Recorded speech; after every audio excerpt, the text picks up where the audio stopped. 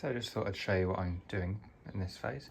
I've disconnected the bit of track that goes across to the branch line station, and I'm just putting in some barbecue skewers through the foam. As you can see, one of them is in already here, just to then try and more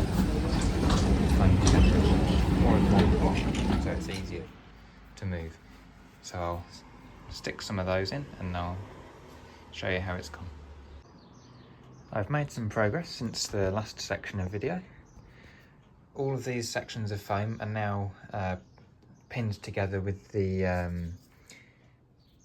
kebab skewers. So there's some that run through all the pieces of foam, holding them all in. This one was quite a nightmare to get in because I had done this side and worked my way around. So I then had this one up here and this one that were the only two left to put in. So I then had to pin that one in that way, but then have a pin sticking through that way into this one to then put it in.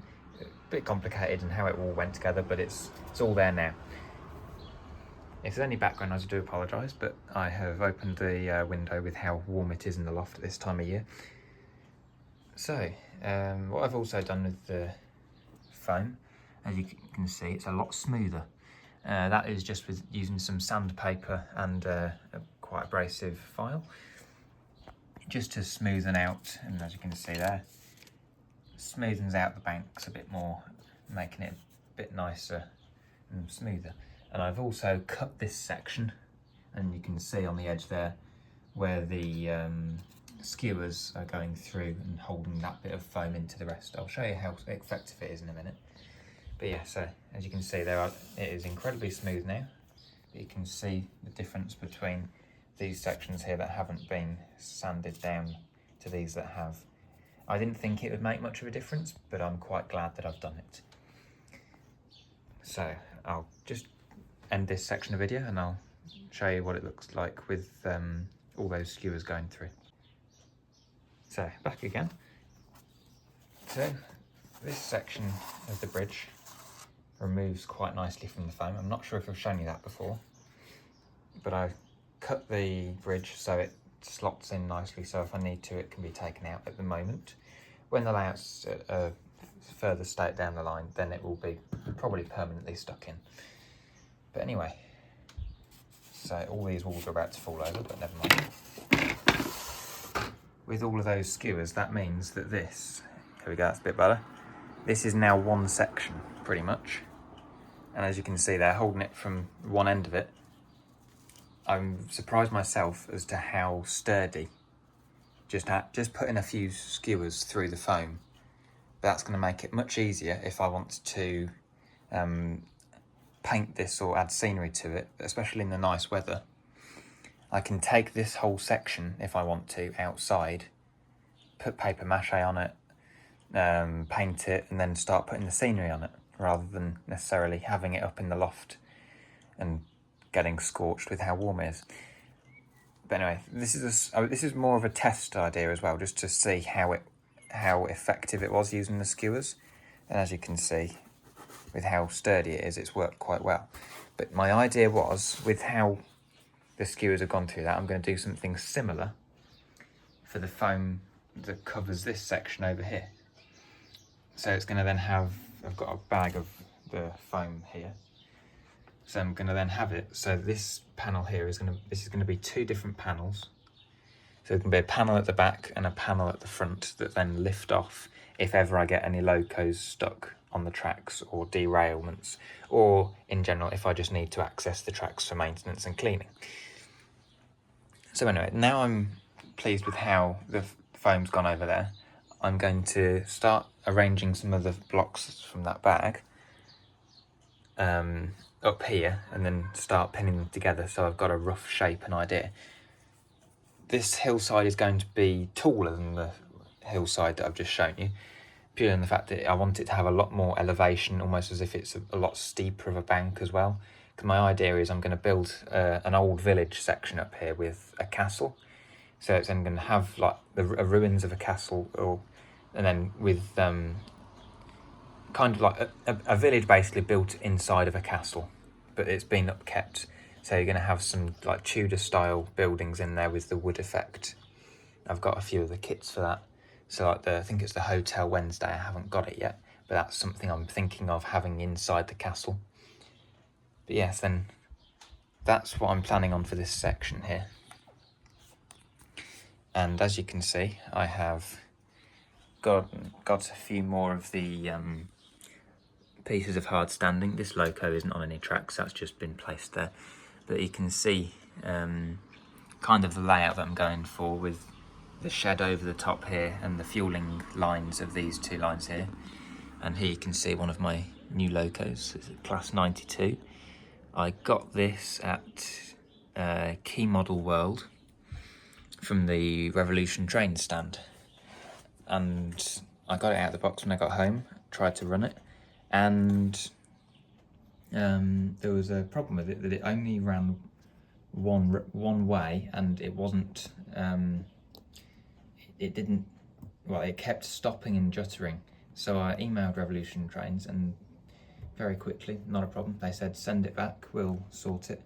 And I think it was about a week later I got a parcel back, and it was this one here. So they'd replaced it with no fuss, no quibbles at all, and this one runs beautifully. So I just want to do a big shout out to the Revolution Trains team for such a quick turnaround, and I mean the detail on it is incredible, especially when you look at the pantographs on top. But another new loco that I've got, so this loco, as I said, I got in, I think it was April, the end of April, Key Model World at the NEC. And then recently, Sonic Models released their line of prairies, large prairies. Now I don't know if you saw it earlier in the camera shot, I had an old Graham Farish prairie, which I bought from model show in one of my local model shows, Redditch, many years ago, and that was a second-hand model then. And as you can see, the difference in detail, considering it's probably like maybe 30 years of tooling difference, shows you how far models have come. It'd be quite interesting to when you see the levels of detail that's different, and how in some ways it's quite similar with some of the features. Yes, of course, because it's the same type of locomotive, but I was very excited to see that it had a, I don't know, I'll try and get it to focus, there we go. That it has a brass tip on the chimney. I believe this one here, I believe that's just painted, but yeah, it's definitely brass that's on the chimney. So I was very impressed with that. But yeah, the detail that's on this model is just incredible. I'll put up some pictures of both of these new locos, the Class 92 and the large prairie. But yeah, they are just incredible. This was another loco that I have acquired recently. This again was from Key Model World. This was from the Bachmann Collectors Club stand. I have been wanting to get an 08 shunter for a while, and I've been after the BR Blue 08 shunter. I can't remember what number it would have been, but I just got fed up of waiting for it to come out, because I've been waiting for it now for over a year, and I've always liked the 08 shunters, so I bit the bullet, and I thought I really liked the GBRF liveries, so I thought I would go with a GBRF 08. So yeah, I'm very happy with this, and it runs very smoothly as well, especially when it's going up the incline. At the moment, as you know, the incline, why is it not focusing? There we go. At the moment the incline isn't connected, of course, but when the incline was connected, this was running beautifully. I don't know why this isn't focusing. There we go. But anyway, as I said, I'll show you some pictures of the locos in more close-up detail while I'm talking about them. But at some point I'll show you a running session of them all going round. And as well as another recent arrival as well, not a loco or anything, you can leave that coach out of the way, is this Pullman brake coach. Now I've had the Pullman brake since I had the old layout, and I'd always wanted to try and have a brake coach. Now if I just move those coaches out of the way, I had been using the restaurant or buffet car as an imitation of a brake coach because it has the slight gap at the end, so it doesn't look like an ordinary coach. So that was my idea with it. But now I've got a proper brake coach, I am much happier, and I would say it completes the rake. So that is now my longest rake of coaches of 7 now, and I don't plan to have any more than that because I think, as you see from trying to get it to focus, the 7 coaches does fill quite a lot of the layout, and I don't want to have full length like 11 coach trains going around, because you'd see it go into the tunnel, say at that end, and while you're seeing it going that way, you've got it coming out this end, and I don't want to have, I'd like to have it so like it goes into the tunnel and then a few seconds later then it comes back out of the tunnel. I don't want to see both ends of the train. The only exception for that is the Pendolino, which, while I'm showing you, I have now built the storage shelf for. So the idea is that will stay up here while it's not in use, and there's a little bit of room on there for other stuff, but then I'll use this re-roller just to put on the end to then join it back up and just put it back on the layout when I want to. Yeah, that's the idea, because this shelf isn't screwed in or anything. That shelf can just pop out. But no, I'll keep going with this and show where it gets to. So here is the provisional layout I'm going to have for the foam. I'm going to use these pieces of packaging as nice right angle corners that I'm then going to place pieces of grey board in between them to have a nice flat edge going round. But yeah, so this is just a rough general idea of how all the foam's going to be laid out. So there's going to be rising up to the top. This is going to be about up to here. It's not going to be the full height, it's about there all the way along on that bit, but it will gently go up. So then it will be a 3-tiered level. So you'll have this level here going up then to this level up here. You can see there's a rough line there that I've drawn as to where it's going to slope down. So the road's going to come up through here, start rising about here. There's going to be a road that goes to a little car park at the back here. So the road's going to start rising from about here, going up here, and then across off into the horizon. But yes, this is where the castle section is going to be. So it's going to have the main keep on top of the hill, with then a bit of wall around the edge, and then the footbridge over the road using the there's one of the Metcalf kits. I'll put a picture up on the video at this point just to show what I'm thinking of, just going across the gap here. And then on this side you'll then have some of your more shops and commodities that are inside another part of the castle. But anyway, that's just a rough idea as to how it's looking. But now I'm going to refine it and carve the foam to the right measurements and everything. So, show you when I've got more progress. Just thought I'd show you the progress going on the hillside. So I just put the bridge in place just to see what it looks like, and as you can see, I have these are Metcalf tarmac sheets, and I have cut that so it fits around the landscape.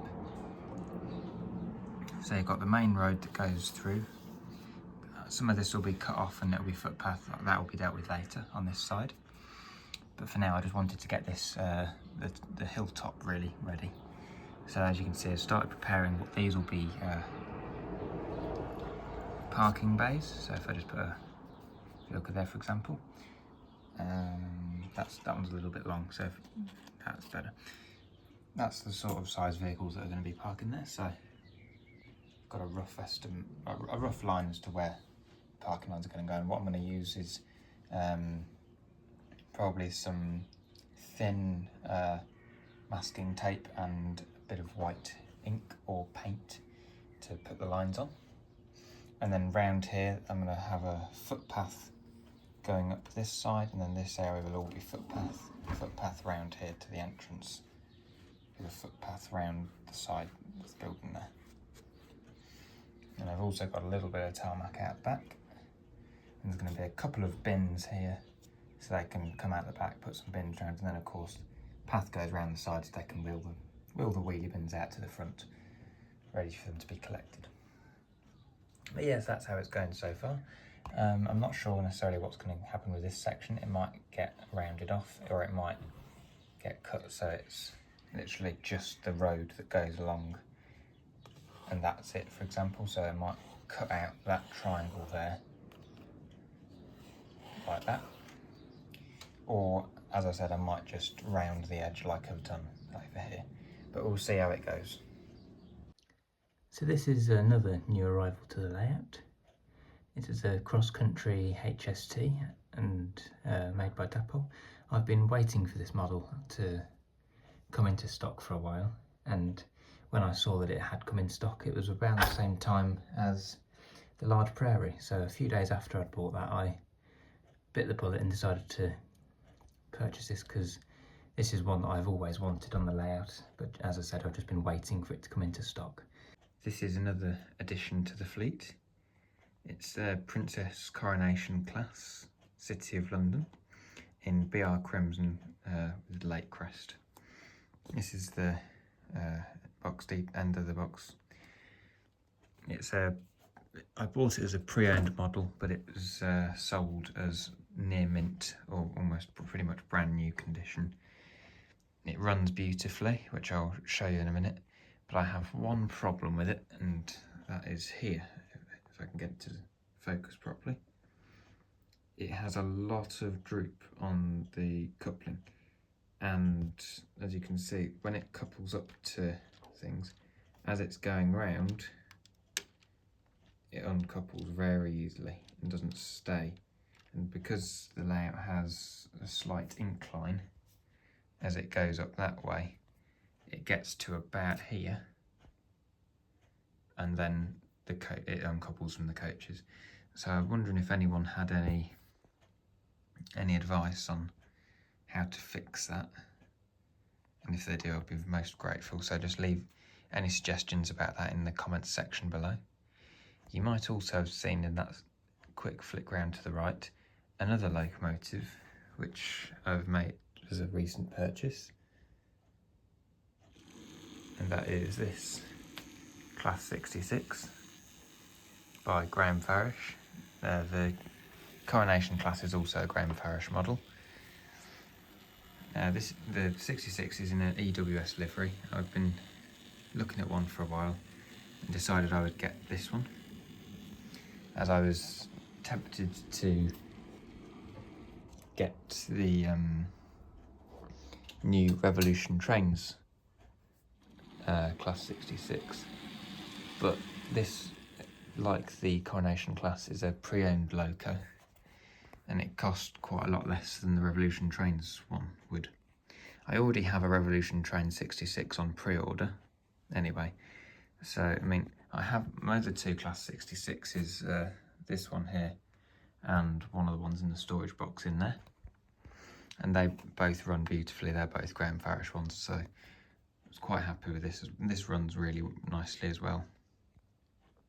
It doesn't do slow speed very well, as you saw by that short section of it running.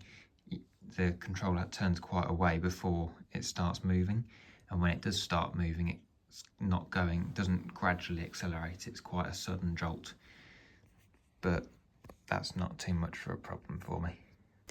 Upon a further inspection of the packaging that came with the Class 66, I discovered it said that it was a DCC fitted model.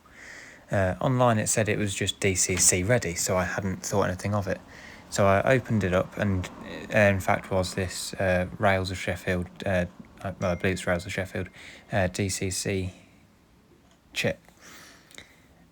Luckily I had a blanking chip from a 4MT that packed up a few years ago. So what I did was I opened up the 4MT and have put the blanking chip in the class 66 and it now runs beautifully.